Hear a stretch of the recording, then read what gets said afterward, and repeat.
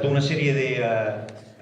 organizaciones que defienden precisamente la cuestión del racismo, del fascismo, y él nos va a hablar precisamente de la cuestión de la inmigración, de la cuestión del racismo, de la xenofobia, y sin más dilaciones, pues Tomás, te toca.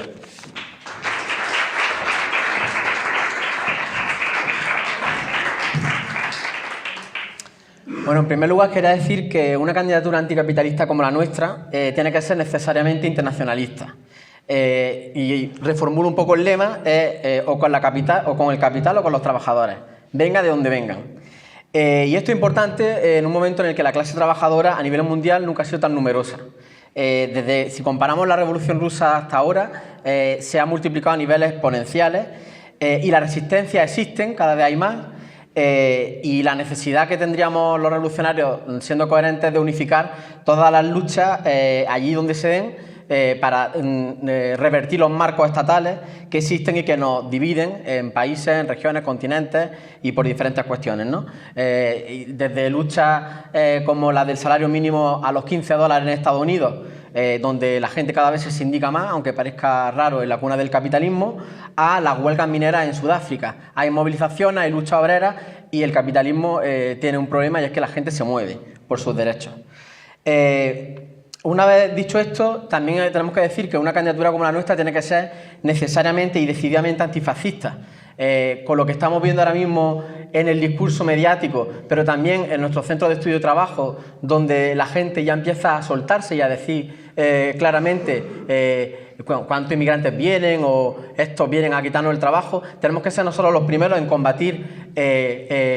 organizadamente en los sindicatos, en los marcos que existen, ese discurso tan peligroso. Porque la única forma de combatir los Bolsonaro, los Salvini, los Orbán y los Casado, no sé si escuchaste lo que dijo el otro día, que no vamos a permitir ablaciones de clítoris ni matanzas de cordero, en ese discurso tremendamente que prepara el camino al fascismo puro y duro. Como decía Bertolucci en la película de Novecento, los fascistas no salen como los hongos, sino que se los plantan los propios patrones. Entonces, la única forma de combatir el fascismo sigue siendo la lucha de clases, sigue siendo organizándonos. Una vez esto, paso al tema que más nos ocupa. Tiene nuestro programa un peso destacado porque está de actualidad, pero la actualidad también la pone la propia clase dominante, ¿no? Porque cuando hoy dice la prensa que al PSOE, a Pedro Sánchez, se le acaba el efecto Acuario, hay que decir lo que fue el efecto Acuario, que fue acoger a 300 o 400 inmigrantes como medida efectista y al mes o a los 2 meses hacer 2 devoluciones en caliente, 2 deportaciones que no se hacían desde el año 90, y ahora el ministro Grande Marlaska se atreve a decir que va a permitir las deportaciones de menores. Eso a lo que nunca se atrevió el PP ni con Aznar ni con Rajoy. El efecto Acuario se ha acabado porque el efecto Acuario era eso, al fin y al cabo era una medida para lavar la cara y para llegar a los primeros meses de legislatura con un empujón de optimismo. Pero al día de hoy siguen las concertinas. Todas estas políticas, obviamente, durante 40 o 30 años la Junta la está permitiendo sin ningún tipo de problema. El otro día se conmemoraban los 30 años de los más de 8.000 personas que han muerto en el Estrecho, en las costas andaluzas.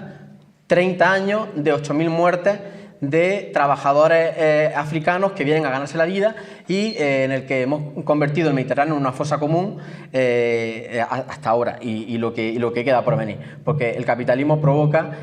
migraciones y provoca muertos aquí y allí.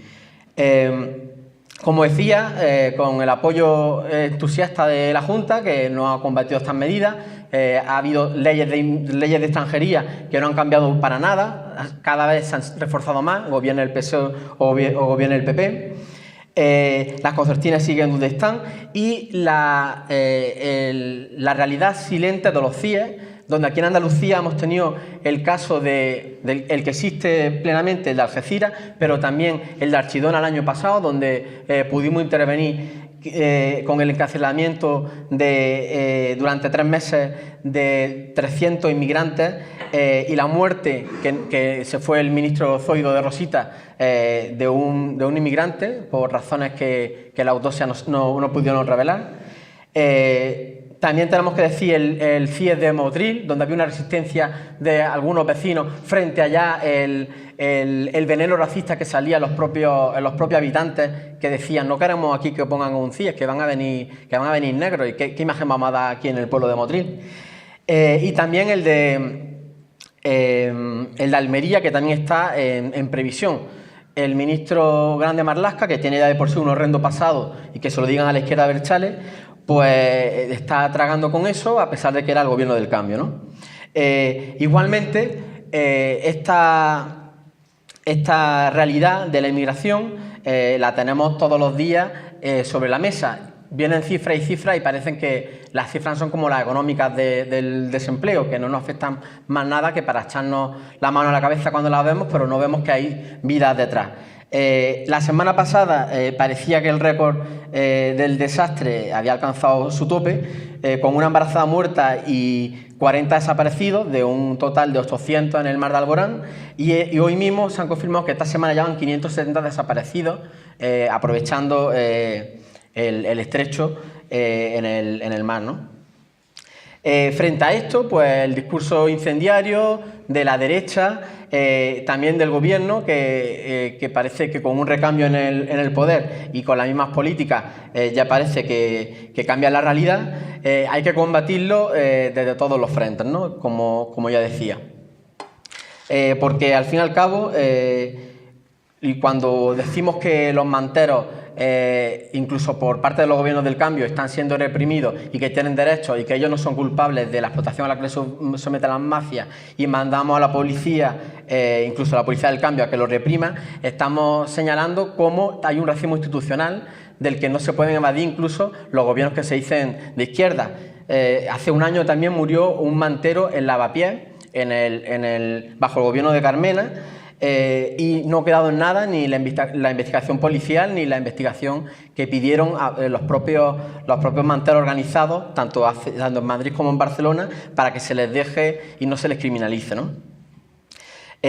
Aparte de todo este discurso agresivo en el que la extranjería, en la inmigración, se convierte en el chivo expiatorio y desde el poder y desde específicamente el capitalismo utiliza la guerra del penúltimo contra el último, tenemos que hablar también de lo que está ocurriendo en la frontera de México, en Tijuana, con esa caravana migrante, que es un éxodo que nunca se había imaginado, y lo estamos viendo en las puertas del altar del capitalismo, como es Estados Unidos.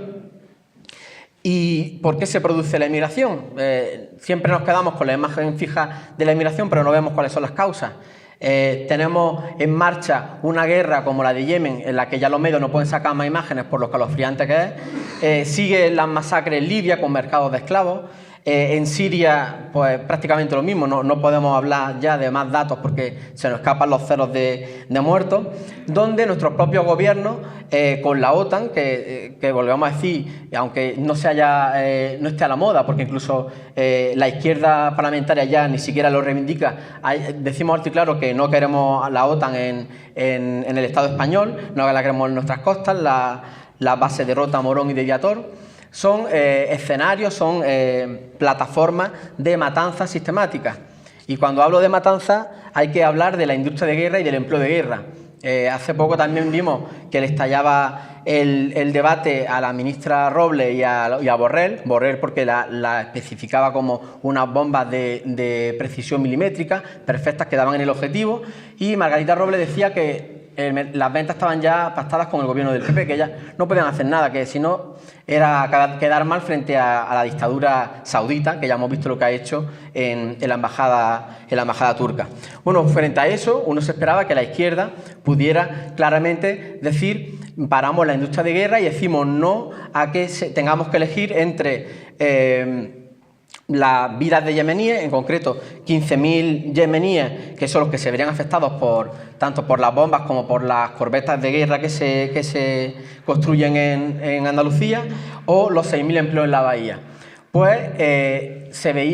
había que elegir un bando y había que elegir una opción. Pues nosotros nos negamos a tener que decidir entre paz y pan, como se vendía el asunto, y creemos que lo que hay que decir a los trabajadores es que no se pueden acabar no se puede poner el chantaje entre trabajo y vida de trabajadores, porque lo que hay que acabar es con la industria de guerra y hay que hacer ese discurso desde las instituciones también, aunque reste votos y aunque diga que el empleo en la bahía o en tu provincia va a ser dificultoso porque estás trabajando para matar a otros trabajadores en otras partes del mundo. Entonces nos negamos a ese chantaje, creemos que no se puede escapar de ese dilema entre paz o pan. Y hay ejemplos históricos de trabajadores que se rebelan frente a eso. El ejemplo más lejano, aunque no ha sido, obviamente los medios no lo han jaleado, estibadores en el puerto de Bilbao que se negaron a transportar armas a Arabia Saudí y que están pendientes de juicio, de suspensión de empleo, por supuesto, y de juicio, pero también acciones más valientes como en el 74 y en el 77, donde en Bazán, que era el antecedente de Navantia, se negaron los trabajadores a arreglar un barco chileno que iba a bombardear la Moneda, y en el 74 igual en Escocia, donde trabajadores también se negaron a reparar una avioneta que iba a disparar contra el gobierno de Allende. Entonces hay ejemplos, lo que hace falta es ser valiente y plantear que no se puede quedarse en una opción que sea la más cómoda para los intereses al fin y al cabo. Y nada más, antes de acabar, quería señalar que obviamente nos solidarizamos con todos los pueblos oprimidos del mundo por la cercanía geográfica, porque al fin y al cabo el mar es una frontera natural, con el pueblo del Sáhara, al que, como todos los pueblos oprimidos, seguimos reclamando el derecho de autodeterminación. Una lucha decidida contra el Estado de Israel, que es el apartheid sangrante al que la comunidad internacional mira para otro lado. Y un plan de acogida para refugiados y para migrantes, obviamente que está el gobierno lo tiene el gobierno fuera de la agenda, por lo que ya hemos visto, el efecto del acuario ya se ha escapado. También la Junta de Andalucía tiene que hacerse cargo de una responsabilidad, porque sus costas son los cementerios de ataúdes del Mediterráneo. Y hay que combatir frente a esto, porque si no vendrán los Salvini, vendrán los Bolsonaro, que ya vemos cómo se acercan con el efecto Vox en estas elecciones. Y ante eso, la única forma que queremos los anticapitalistas revolucionarios es organizarse, plantear que el capitalismo siembra el racismo y la xenofobia y que frente a estos acontecimientos que tenemos por delante, la única forma de organizarse y plantear que no hay atajos ante esta situación.